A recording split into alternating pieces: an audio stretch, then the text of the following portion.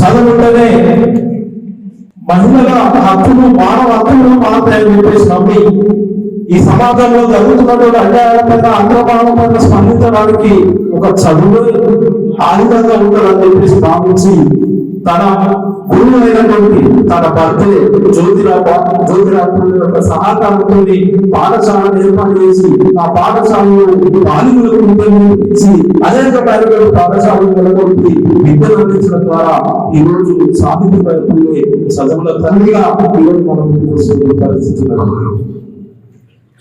అంతేకాదు అనేకమైనటువంటి అవమానాలని, అనేకమైనటువంటి శివాలని, అనేకమైనటువంటి దారులని పేరుతో చదివినా కూడా దానన్నింటినీ కూడా తట్టుకొని మీరు ఎన్ని దారులు చేసినా, మీరు ఎన్ని అవమానాలు గురి చేసినా నా ఏకైక లక్ష్యం ఈ దేశంలో మహిళలందరూ మేలుకొల్పడమే. ఈ దేశంలో ఉన్నటువంటి బాలికలందరికీ విధానందించడమే నా ఏకైక లక్ష్యాన్ని ముందుకు పోయి ఈ రోజు మనందరూ చదువు నేర్పించినటువంటి మహాతల్లి, చదువుల తల్లి సావిత్రిబాయి.